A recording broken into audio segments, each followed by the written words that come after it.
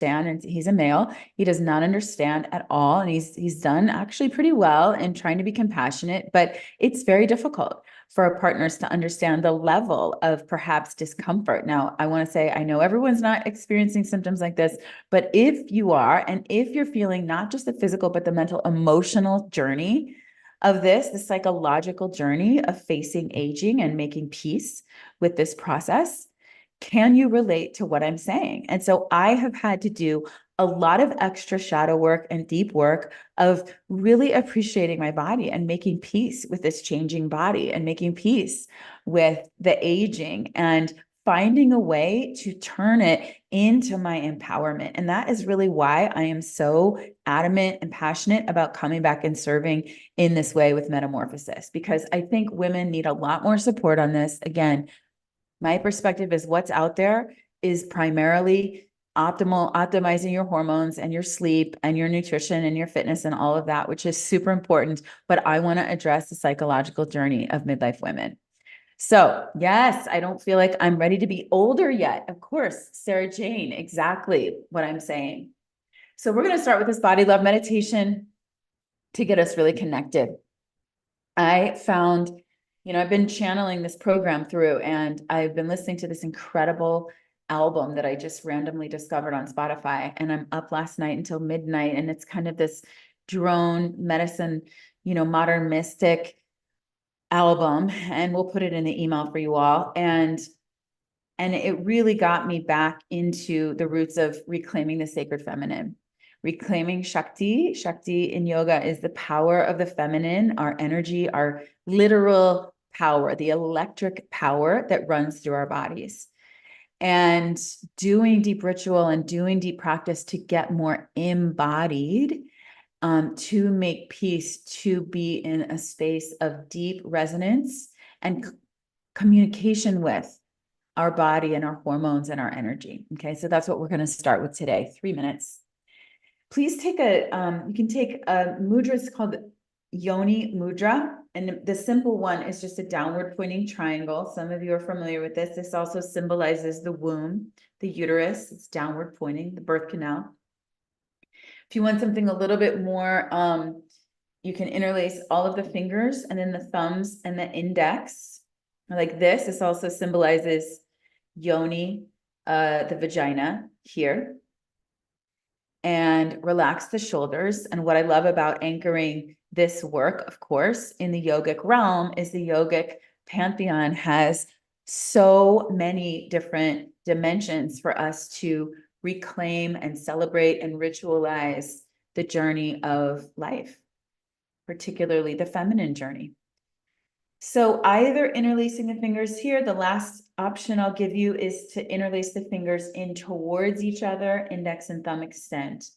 And again, I know many of you, you're familiar with this, you're Haven members. We do these mudras a lot, but it's a great reminder.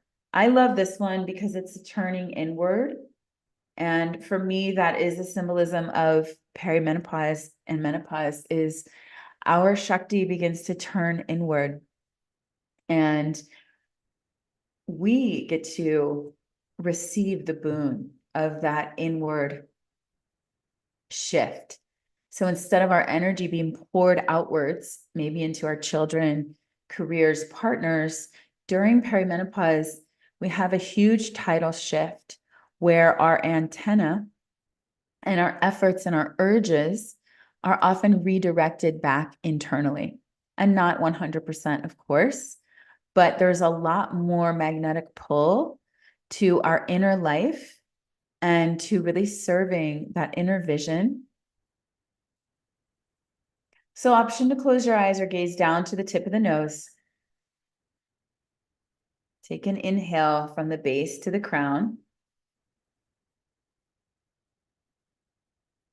And exhaling from the crown to the base.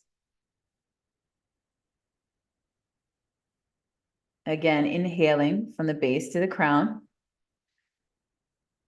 Exhaling from the crown to the base. Draw the navel to the spine, gently widening the low back. Again, inhaling from the base to the crown. And exhaling from the crown to the base.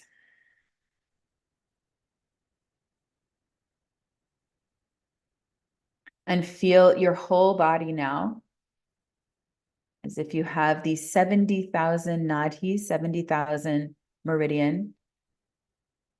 Primarily, our antennae are pointing outward, drawing sensory input from the outer world. And now beginning to turn all of those antennae like tentacles, they cycle back inward and they plug back into your center. And maybe you feel casting a circle around yourself, egg shape in every direction. Just visualize like you are in a floating orb or a bulb, translucent, shimmering circle of light, your own autonomous, sovereign self. With your antenna pointed inward, take a moment to scan the inner body, emptying out, emptying any stagnation, static electricity, angsty, edginess, letting it pour down and out.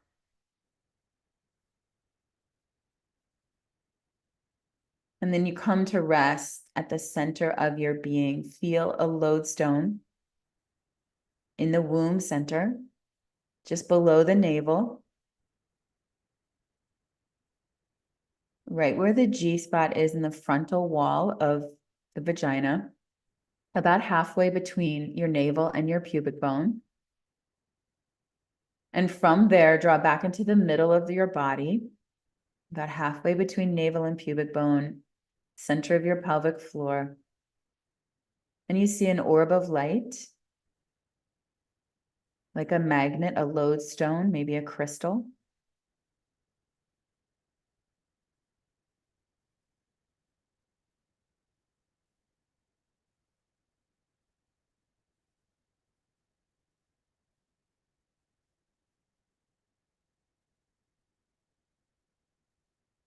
And feel your energy collecting here in the center of your womb.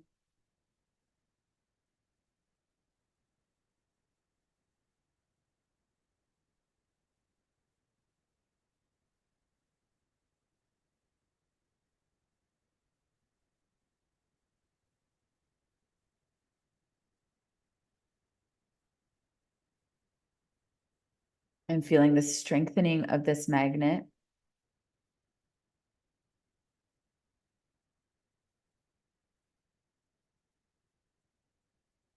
Taking ease and pause of just resting inward. Anchoring into yourself without any presumption, projection onto you, any attachments to what other people think or want you to be doing. You as this sovereign bubble floating around your own life, your own world, the center of your universe, the nucleus of your life, anchored right here in the center of your womb as the very root.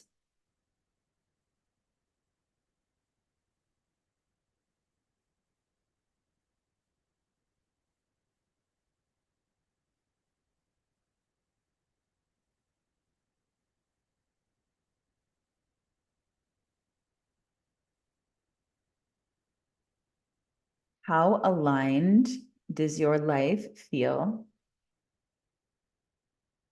with your deepest truths? Midlife is a reckoning. We are at a tipping point, perhaps straddling a crossroads of the before and of the after, like BC and AD. Midlife is this line in the sand. And I would encourage you to consider the date of menopause, which is the day that you have not had a period for 12 months, as this actual line in the sand. Who do you want to be after menopause? Who do you want to be in the second half of life? And what do you need to clean up in your life? Do you need to release? Do you need to shift to thoroughly, fully step into that highest vision? So take a moment now, looking backwards, looking inwards, scanning the landscape of your life right now.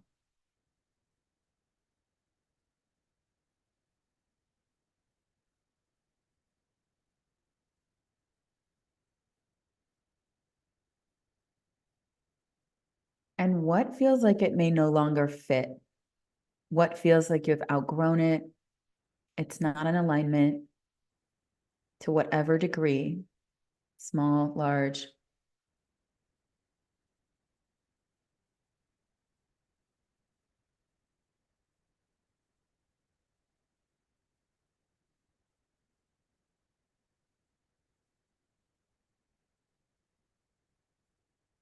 And then consider what changes you personally need to take responsibility for. No more than 3 changes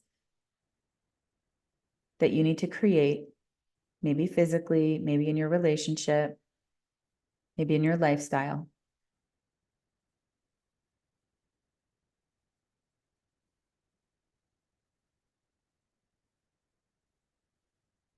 Starting from the place of deep knowing.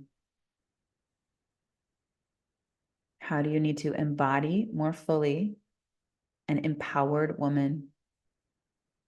Reclaiming your sensuality, your sexuality, reclaiming the highest vision that you have for yourself financially, in your career. And by the way, this does not mean more. Often it means less, more streamlined, more aligned.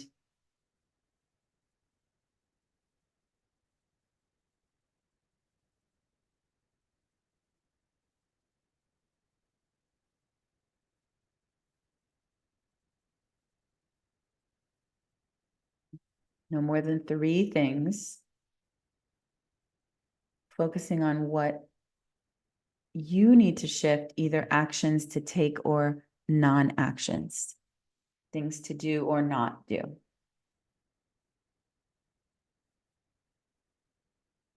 When you're ready, gently reconnect to this bindu at the center of your womb. It's like your touchstone, your oracle that you can turn inward and really cultivate a relationship with this power center, this energetic lodestone. It's called bindu. You may be familiar with the bindu that is often seen in Indian culture at the third eye center, like a little gemstone, a little jewel. The bindu is actually symbolizing this anchor point in your womb,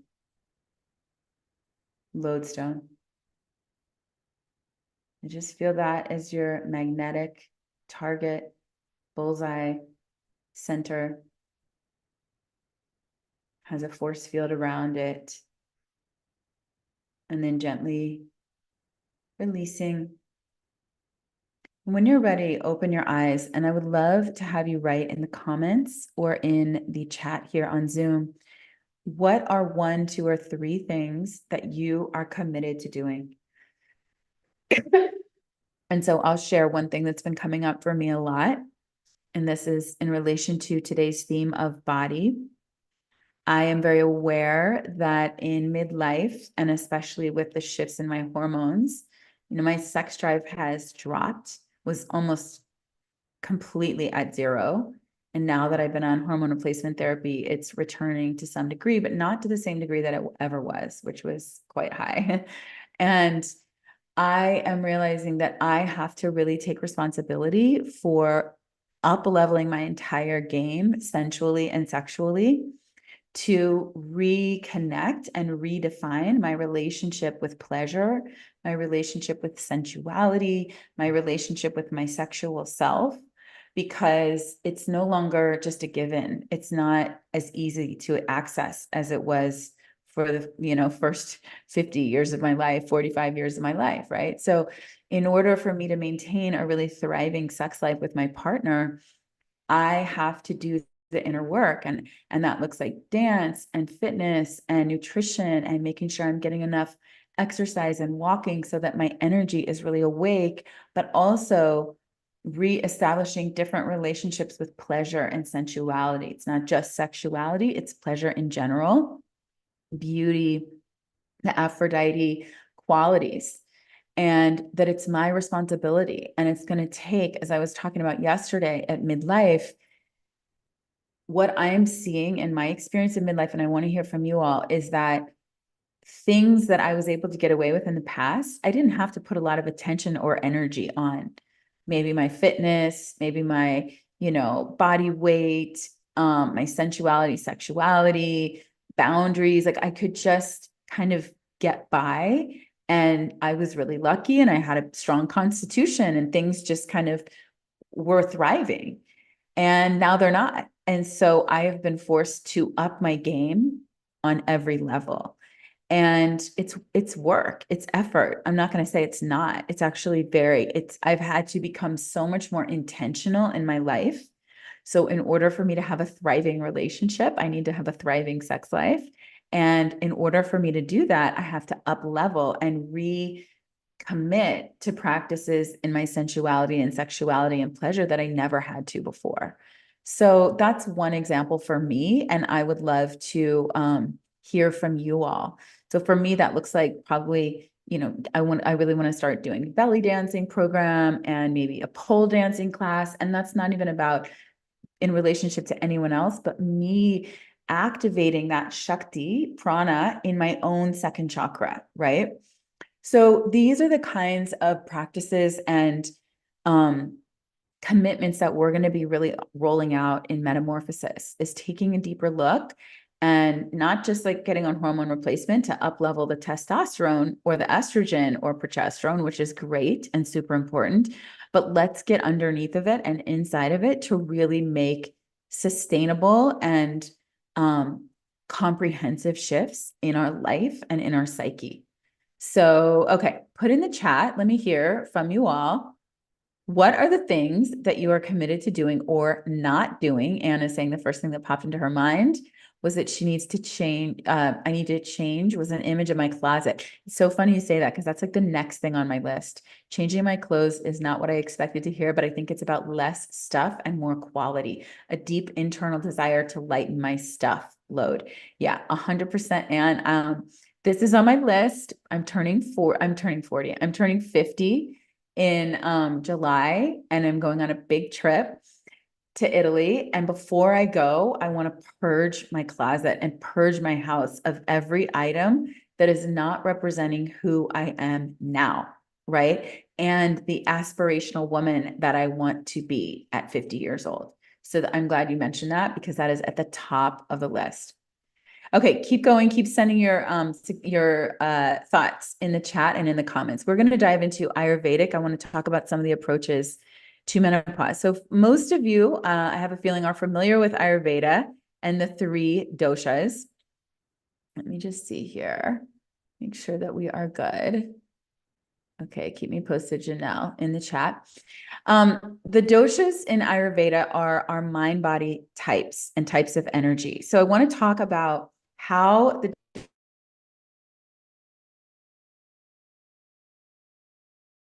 perceived in, oh goodness. Ah,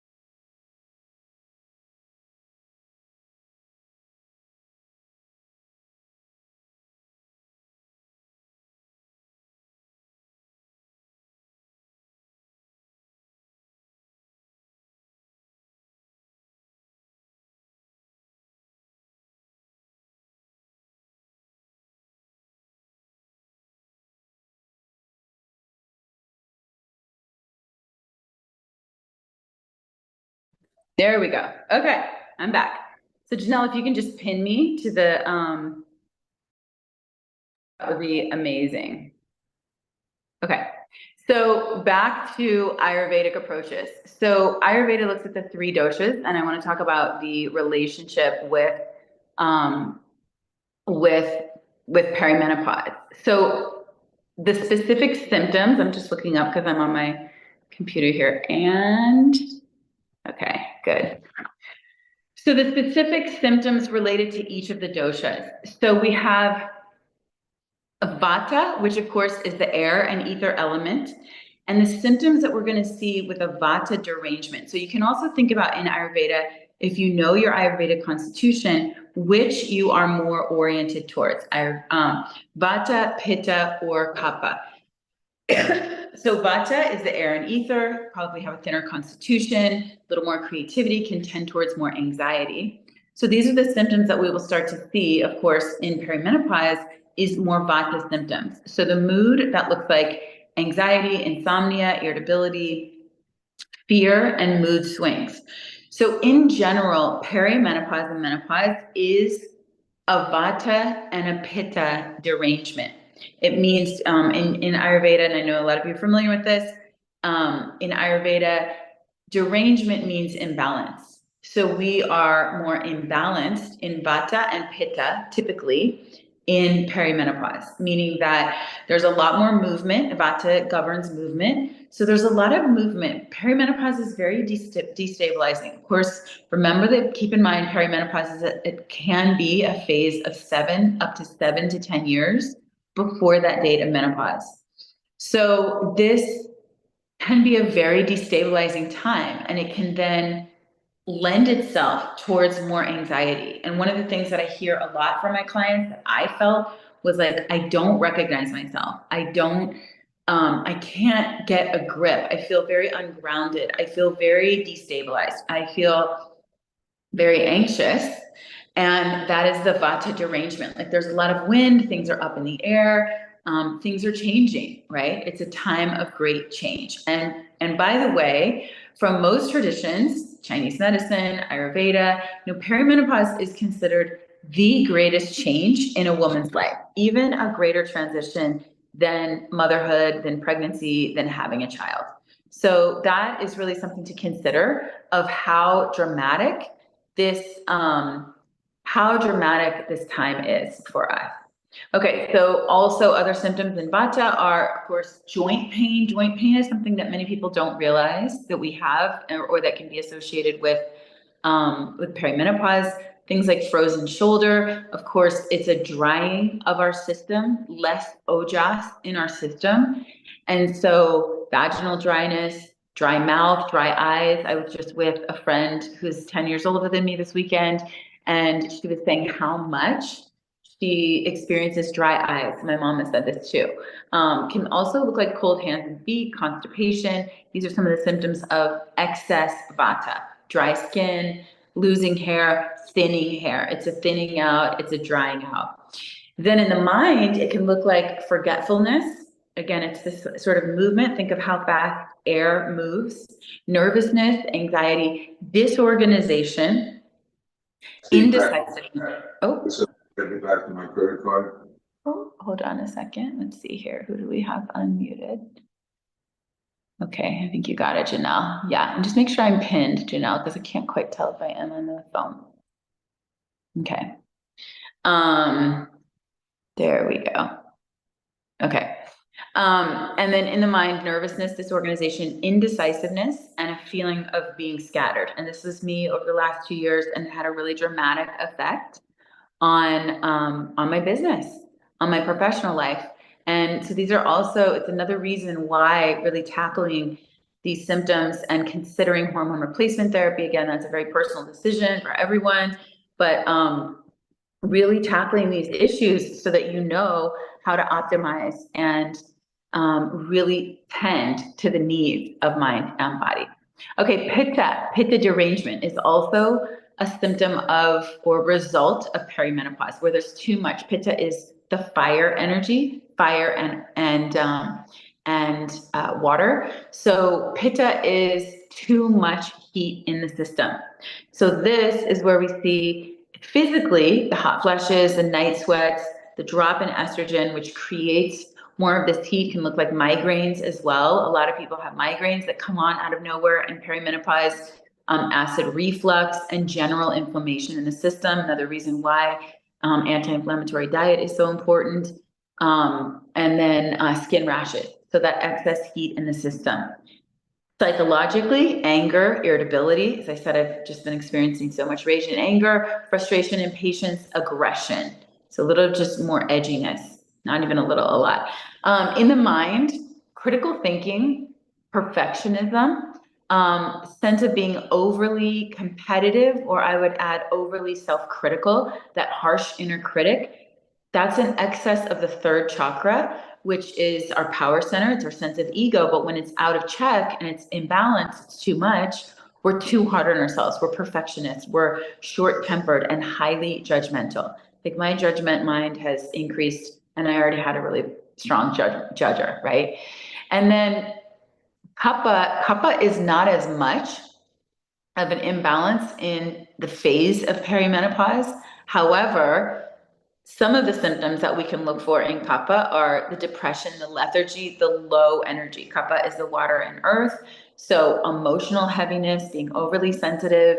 I've really noticed that my nervous system, it's sort of that vata. I feel like my nervous system is really frayed in perimenopause. Like I just simply do not have the resilience or the capacity that I once did in my nervous system. I can almost barely tune into the news. I can barely look at anything violent. It's too disturbing. And then I end up having racing thoughts in my head, about war, about, any kind of violence. And my nervous system, my psyche are much more sensitive in this phase of life than they have ever been.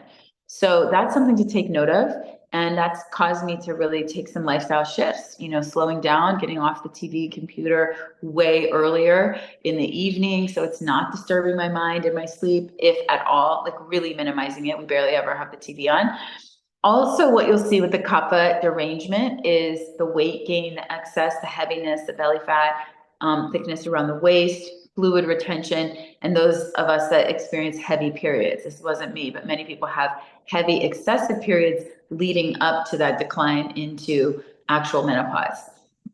Lack of motivation, sluggishness. This is where you get your depression, resistance to change, and mental fog, the brain fog. So this sort of clouding, heavy energy. Okay, next. So what are some of the protocols? Let's talk about that.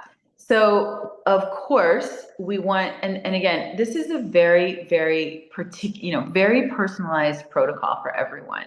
So it's important though, I think, to know what your Ayurvedic constitution is, because that's going to help inform your care and your care team. We are all so different, and this is something that is really not yet in mainstream medicine, is to focus on precision medicine. What are your specific needs? What is your constitution, right?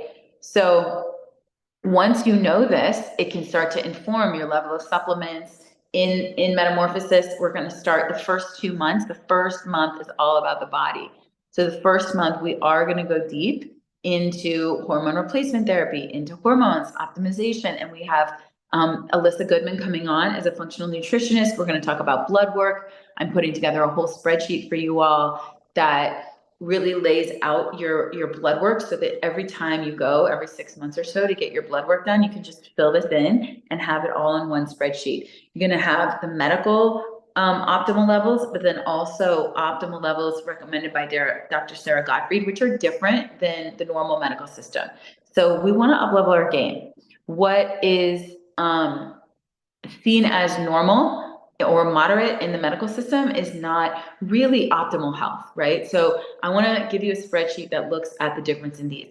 One of the reasons I want to give this to you as a bonus is because I was very overwhelmed, and overwhelmed, as I mentioned yesterday, is a big symptom of perimenopause. And so I want to make this easy for us all to track these things, for us all to get into really clear conversations. Alyssa Goodman's going to help break it all down. We're going to look at micronutrients, supplementation. All of that is in the first month of Metamorphosis. So Janelle, you can go ahead and actually put in the chat the links to both Metamorphosis and book a call. For those of you that are really interested in Metamorphosis, this is going to be a small cohort of women going, it doesn't have to be women, people going through perimenopause and menopause. And even if you're postmenopausal, if you feel like you didn't really do the work of addressing these deeper psycho-spiritual emotional needs, this is going to be that incubator, that chrysalis for us to feel like we've moved through this phase really consciously and we're on the other side fully empowered and fully clear, because it is a major reshaping, shape-shifting of our life. As I heard one expert say, what worked in the past, and this is another thing you hear a lot in this phase of life, is what worked in the past just doesn't work anymore. What works to help you lose those 10 pounds, what works to help you get to sleep, what worked in your relationship typically doesn't work anymore. You are not living in the same body or the same brain that you had. Major shifts in the brain as well. We talked about that yesterday. Okay, I want to move on and just touch a little bit on the chakras and the vayus. So for those of you that have been you're in my Haven membership, you're in Yoga Psyche Soul, you already have these frameworks, you understand. For those of you that are brand new, the chakra system are the 7 major energy centers in the energetic body.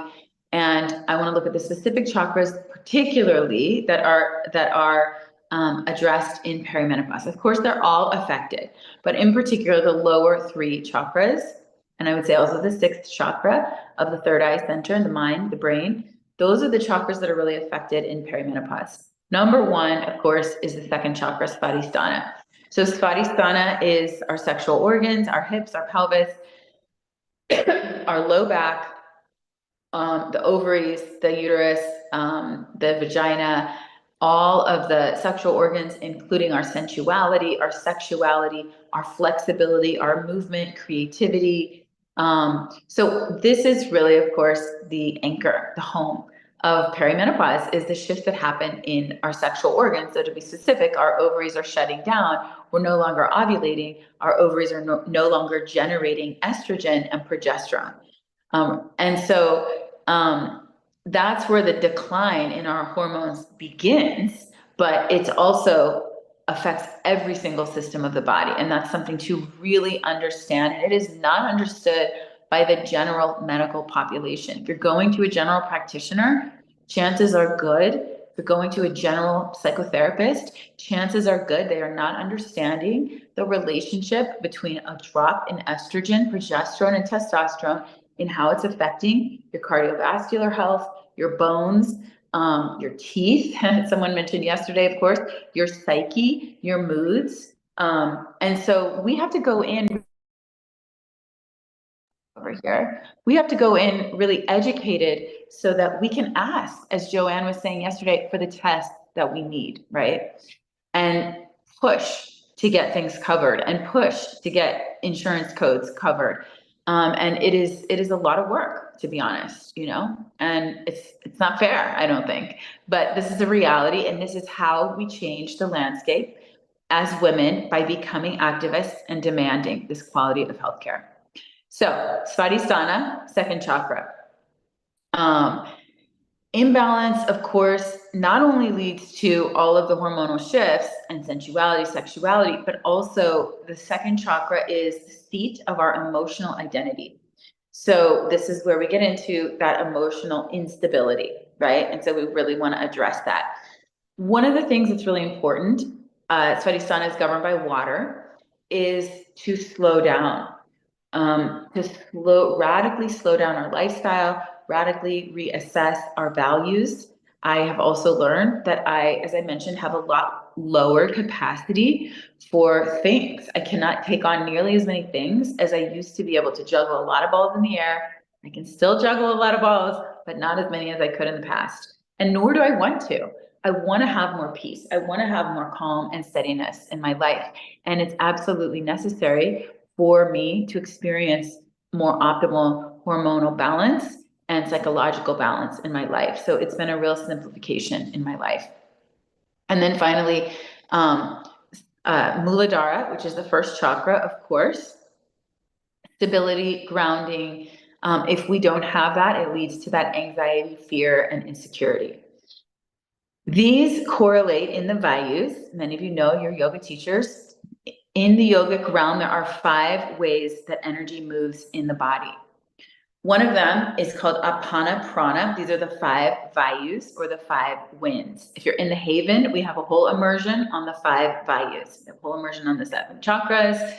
But the vayu of Apana is the down and outward movement. And this is what governs perimenopause primarily. This is the movement in the body, the energy body of excretion, urination, childbirth, and menstruation, down and out. It also governs our grounding, our anchoring, our feeling steady and connected to the earth, right? So this governs perimenopause. And it's that releasing, shedding. And so practices that are going to help us are those practices that are going to slow us down, that are going to get us anchored into our feet on the ground, connected to the legs, the feet. The earth could be poses on your back, could be slowing down, more restorative poses, forward bends, sitting, seated poses, but also standing poses that are really going to set that anchor for Svadhisthana. So that's in the vayus. And then the second vayu that is connecting, the vayus are considered sub doshas, right? So the second vayu is the vayu at the center of the body, which is the energy from our periphery collecting into the center. So when you think about it, governs digestion. When you think about when you eat, your energy goes to your digestive tract. It's pulled from your periphery into your center. And that's why we get sleepy after we eat, because all of our energy is focused internally to the digestive tract to help metabolize and digest that food and assimilate that food. The same is true with perimenopause. The energy is a turning inward. It's a coalescence, a cohesion from the outer to the inner. So it's a centering practice, an anchoring in. This is the metaphor in perimenopause of the recycling, where, for example, a lot of women say in menopause, perimenopause, that they feel like they just want a lot more alone time. I know that's true for myself. I just want to be by myself in a hotel room, honestly. I just want to be by myself. I want to be quiet. I want to turn my attention inward and feel into the deeper yearnings of my soul and of my psyche. I have an urge for less external connection and stimulation. Now, it doesn't mean none, because I'm an extrovert and I love connecting with people, but I'm noticing that turn inward, less desire for sexual connection with my partner, more contentment internally, right? That's the title shift of Samana Vayu. It's like the tide is going out, or in other words, I actually think of it as the tide coming in. It's coming into your own center, right? So put in the chat or the comments if you relate to that. If you feel like, yeah, I'm feeling more inclined, and not just for my own energy field, but also for being more anchored in my own center of gravity.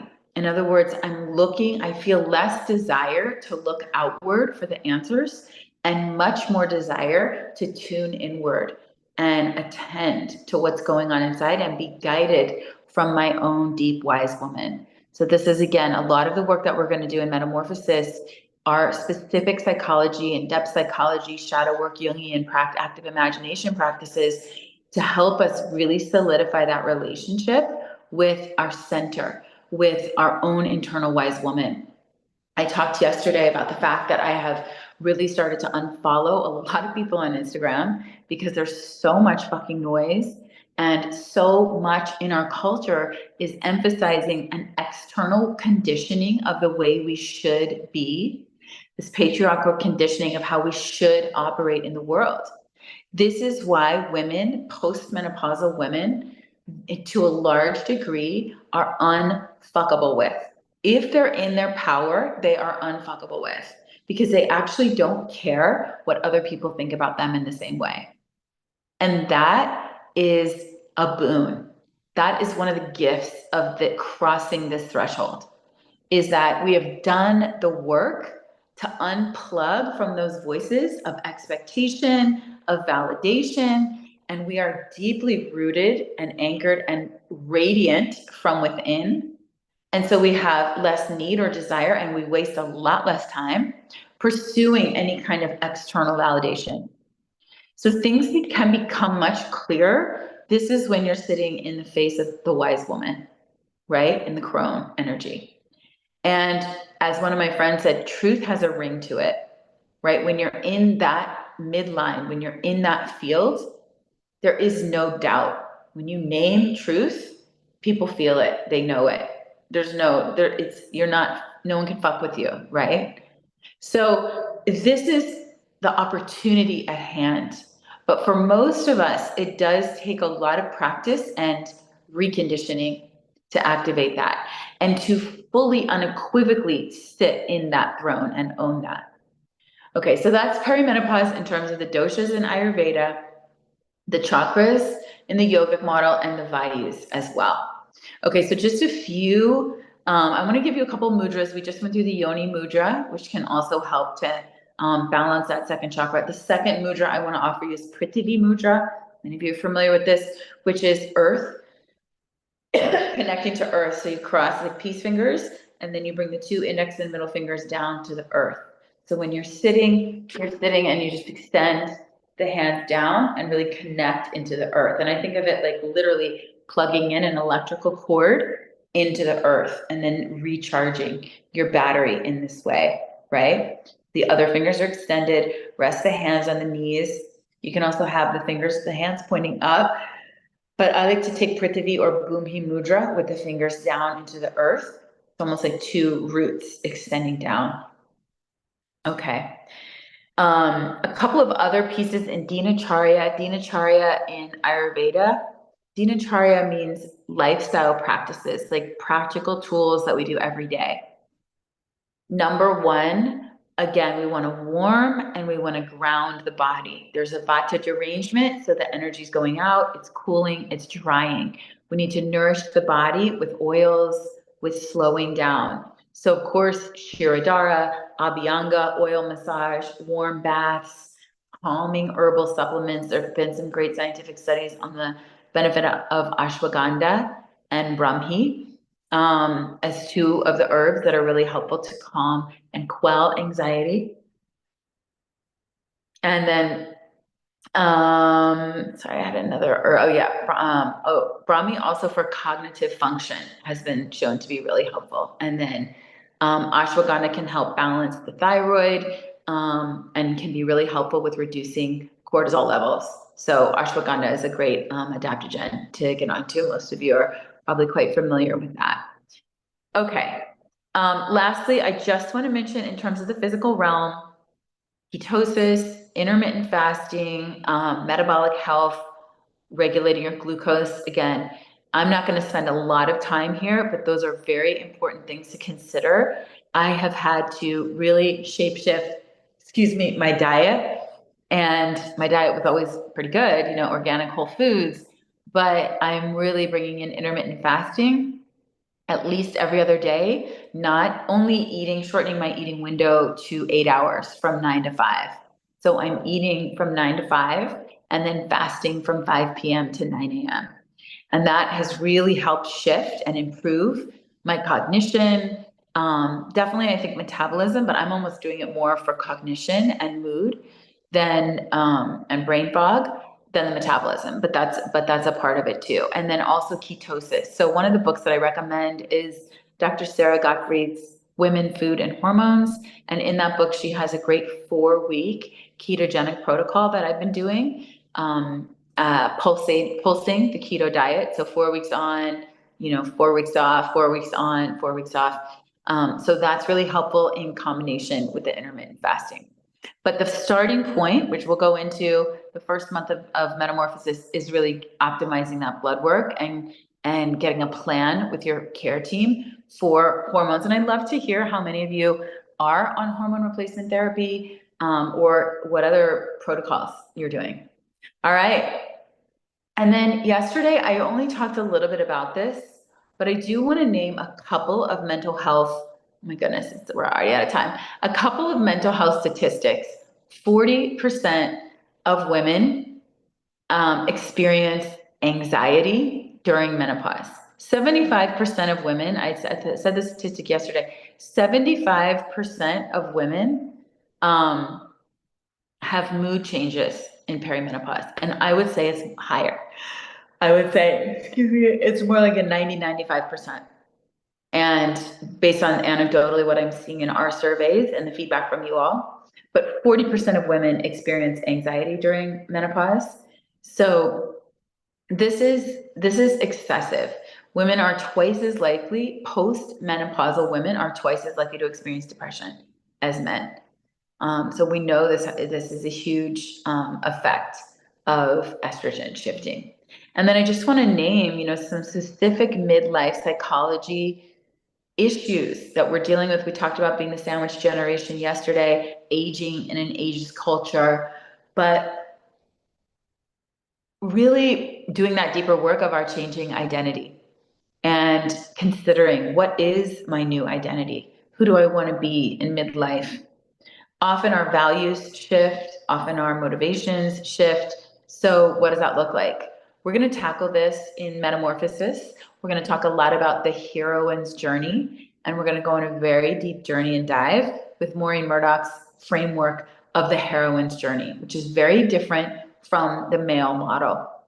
We're also going to work with the framework of Carl Jung's 7 tasks of midlife. These are 2 fabulous frameworks for really reconciling and doing the practices that are going to really help us to firmly step root and anchor into midlife in our full empowerment. Oh, my goodness, this light here always makes me yawn. Okay. And then finally, really reconciling, what are the changes in our sex drive and our intimacy, our desire and relationship? We might feel like all of a sudden this relationship doesn't fit anymore, or this career doesn't fit, or what's worked and what we've been able to put up with in our marriages and our relationships is no longer an option. And that is a very steep hill to climb. And I also want to name the financial implications of that, because I see in my practice a lot of women that truthfully would like to leave a relationship and don't feel like they can because of the financial implications of that. So this is a shadow that I don't think enough people are talking about, and it needs to be spoken and named for us to be in safe spaces to explore the options of what that looks like, and reconciling our relationship with money, reconciling our relationship with abundance, with wealth, with, I don't really love the term manifesting, but to really come into right relationship with money and work, so that you're living your life from a sovereign place of abundance and alignment, and not from a place of fear or scarcity or feeling like you have to stay in something that doesn't really fit. I'd love to hear, and you don't have to put it in the comments or in the chat, but if you want, you can, but I'd love for you to DM me if that resonates for you. Because what I'm seeing in my practice is pretty true for a lot of women.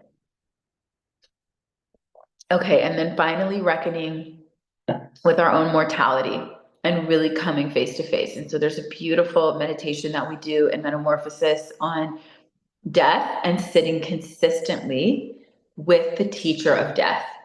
The queen of death is one of the greatest teachers that will liberate our soul when we really sit at the threshold and embrace and embody the truth of the queen of death. Everything else comes into crystalline clarity, because there's no fucking around anymore. None of this is guaranteed. At any moment we could lose this life, right? And so it helps us to activate the choices that are the most empowered and the most aligned, and be much, much, much more intentional with every small choice. Okay, so a little bit on the physicality and the yogic Ayurvedic perspective of perimenopause. There's a lot more to say about this. And in Metamorphosis, we have Chara Carruthers coming in, and she's going to do a whole presentation on Ayurveda for midlife and menopause. She's an Ayurvedic expert. She's a beautiful teacher, incredible woman. And I can't wait for you all to embrace and learn from her. Okay, so Chara Brothers. Now, Janelle, if you can help me, I want to bring on Lisa. Oh, wait, is she here? Maybe she's not here. I don't see her here. I'm not sure if she's here. Let me know. I wonder if she had to jump off. Kim, hi. So good to see you on here. Okay. Well, let me know in the chat. I had to leave. Okay. Got it. Okay. Oops, let me close out of that. Okay, there we go. Okay. Well, I want to invite, and we'll see, because I just want a couple of you who have not been with me for quite a while. I would love to invite Anne. Are you open to jumping on and just talking a little bit about your experience with VIP coaching and your work with me? Lisa unfortunately had to leave because I just went on too long, which is not uncommon. But you want to jump on here, Anne, and just give a little. Oh, hi, honey. I don't know that I'm Zoom ready with my piggies, but it's okay. I love it. Well, I just want to get people that are not familiar with me. Thank you so much for being willing to jump on. I just wanted to give people a little bit of insight into working with me and sort of the deeper work that you and I have done, especially around these bigger midlife changes and shifts. Do you just want to speak for a moment on that? Sure. Yeah. I have worked with Ashley twice, with the impetus being business related issues, and usually it morphed into more, I mean, we did do that for sure, but we also morphed into a much more holistic, looking at some of my blocks that I have to stepping up more fully. And it's funny, I'm sort of laughing when we were doing that meditation and that image came up of I've got to get rid of all the stuff in my closet, because I'm always that's one of my challenges that we've identified is just I'm someone who always like I think I was like the queen gatherer and hunter-gatherer generations because I just love to gather. I love to gather more than do, but I think that's what's exceptionable about working with Ashley is you get to work from a lot of different areas. You know, she is a great business entrepreneur. She's a psychotherapist, so she can work with you on that. But, you know, being a yoga teacher and having that in common, you know, for me, what was particularly valuable is that she takes it to a spiritual approach. And we would often start our sessions with a little meditation, or she can kind of quickly on the spot come up with, almost like mini journey sessions. And so it's just a very rich package of what you'd get. And I think, just in terms of this approach to menopause, I agree. There's very few people looking at the psycho-emotional, but there's like, I don't think, maybe in some books, there's very few people looking at it from a spiritual perspective. And I think that's the area of so much potential in terms of not even, to me, I mean, everything rests in, it all comes back to our ability to connect with something greater or to our true nature, our true essence. But I think that's where we have the potential to move the conversation. And that it's funny because I've talked to my friends before too, and about things like this, about more menopause support group type of things. And some of my friends are like, oh, I just don't even want to talk about it. They have not seen, we've not had enough images or archetypes of this being exciting, this being powerful, this being a time where we don't have to be so obsessed with things that were important at different times in our life. And we've sort of freed that up, the tampon era, we freed that up to really be more of service. And I think so I'm kind of going full circle back to the menopause, but I think just to sum it up, I think what something like this offers and what one-on-one coaching offers with Ashley is the ability to come at a situation entirely holistically. And that is, again, where I think we make the most change. You know, we can find information, but when we really get a group of women together and talk about redefining concepts and redefining archetypes and roles, there's so much power in that. I'm getting away from the one-on-one coaching, but I just want to say something else about the power of the group that we had at our retreat. And I just see it again and again. You're starting to see more in media, more I think images of, it's great because we're seeing a lot more people of color. We're also seeing a lot more women of different ages and different body types. It's still pretty bad for women in terms of the images, but I think that we're sensing that like we're kind of coming in now and cleaning up, women are coming in and cleaning up the problems and really offering an alternative process. I mean, we can't just keep using patriarchal solutions.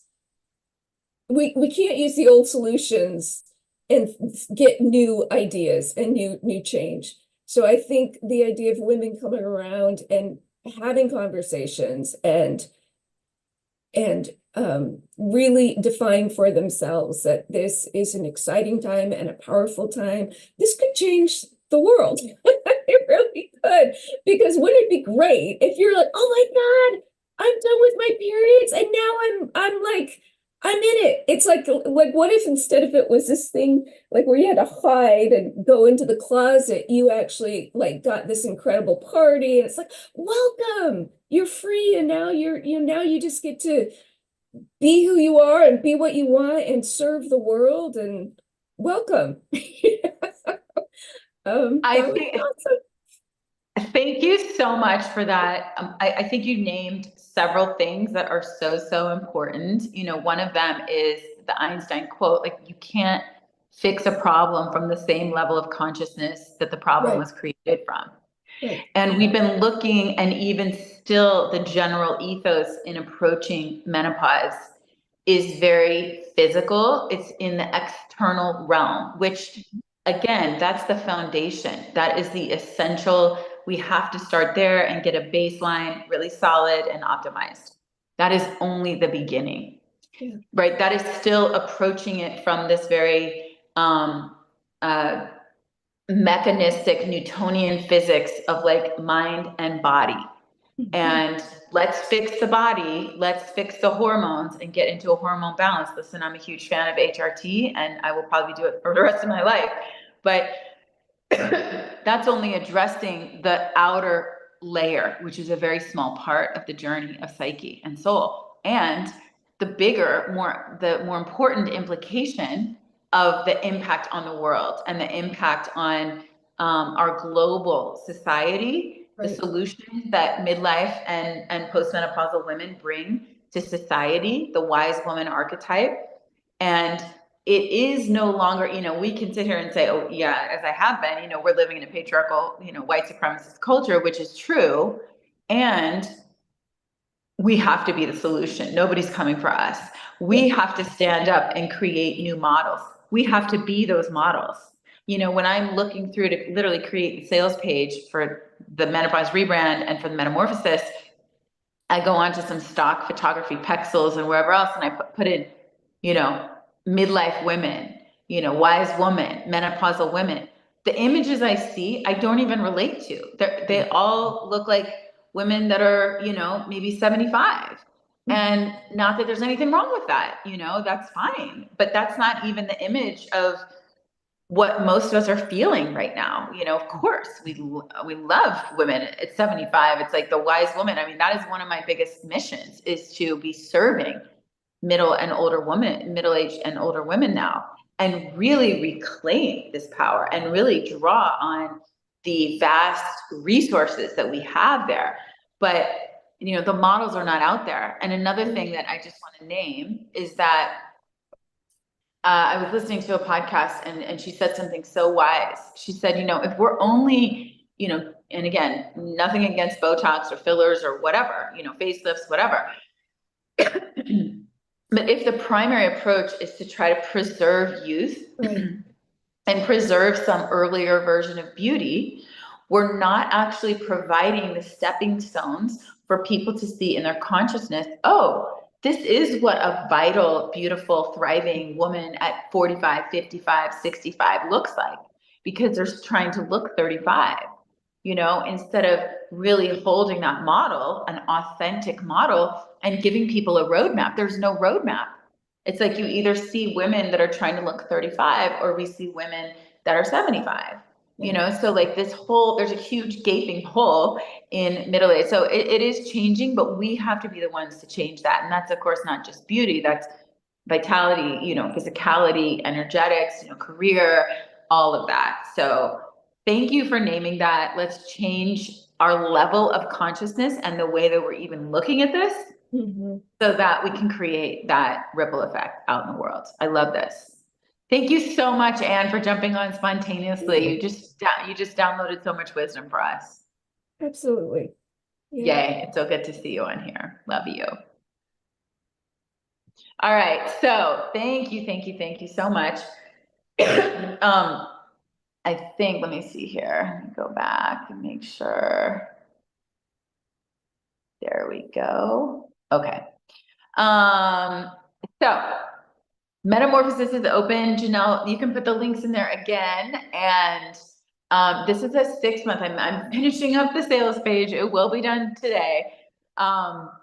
This is a 6 month mentorship, and I described it yesterday. Of course, the reason it was named Metamorphosis is because at midlife we're going through this chrysalis stage, and I wanted to create a literal chrysalis where we can come together as a community and get into the messiness, the gunk, the shadow, the difficulty, the challenge, the beauty, the magic of making this transition as conscious as possible and as celebratory as possible. So we will have an opening circle. We will have a closing ritual. This is 6 months. There's a theme for each month. It goes body, number one, that's the foundation. Number two, second month is mind, psychology, shadow work.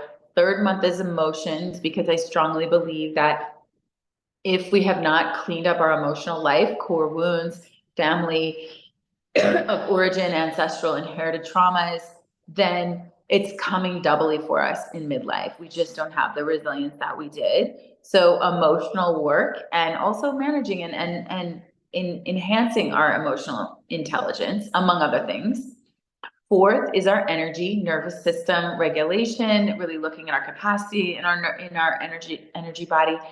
And also the polarity of the feminine and masculine. This is a big piece of work that we're going to be doing in this mentorship, which is to, as I talked about earlier, really embrace and cultivate that feminine, or what Maureen Murdoch calls woman power. And again, I don't want to get into the genderization of this, but that female power, the Shakti.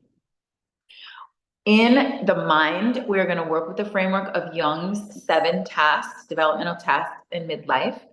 And in the 3rd month and the 4th month, and really all throughout, we're going to work with Maureen Murdoch's framework of the heroine's journey, because this is really essential, and it's going to take us on a deep inner journey of understanding and dismantling our own internalized misogyny and patriarchy and disconnection from the feminine, relationship to the masculine.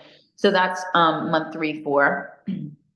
5 is the spiritual journey, as Anne just so eloquently spoke about, really reclaiming these different archetypes and the journey of stepping into that wise woman queendom. And then the 6th month is really focused on this archetype of the empress. And Joan Boris Cinco talks about it a lot in terms of the the guardian, which Anne was talking about, moving into service.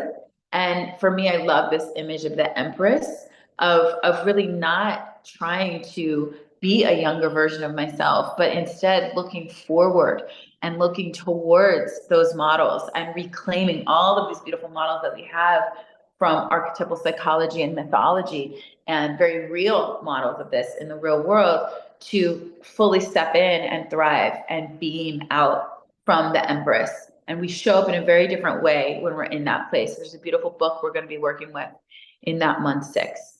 So if this is interesting to you and you're ready to take, as Anne said, the multidimensional approach to midlife and aging and menopause, please consider this mentorship. I'm really excited to be launching this.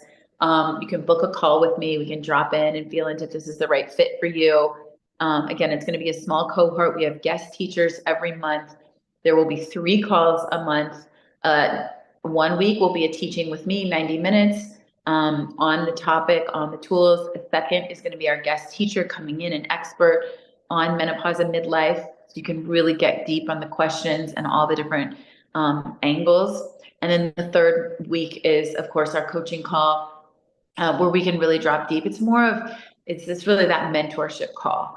I really want to hold a support system. We're also going to be inside of our own app, and so our own group, where you can connect with all the other members, and option for, at the end, a retreat that we'll have in November, December. I'm about ready to finalize that, to really come together and cross the threshold of initiation formally in a ritual together.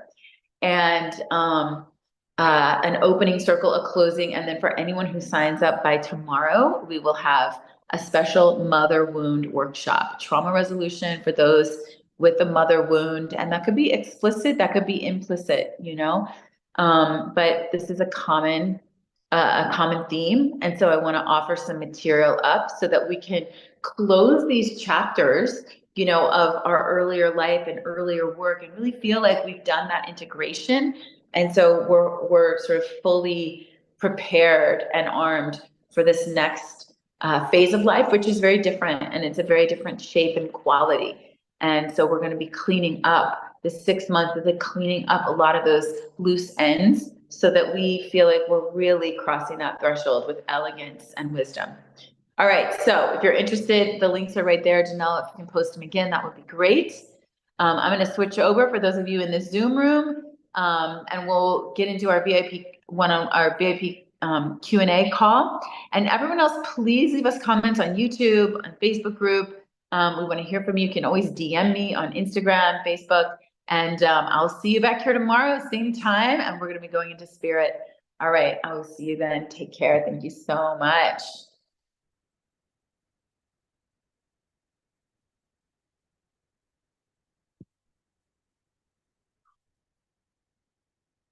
All right.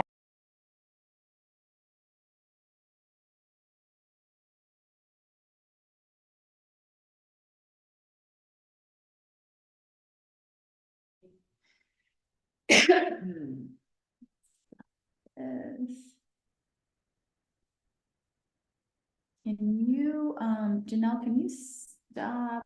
Let's see.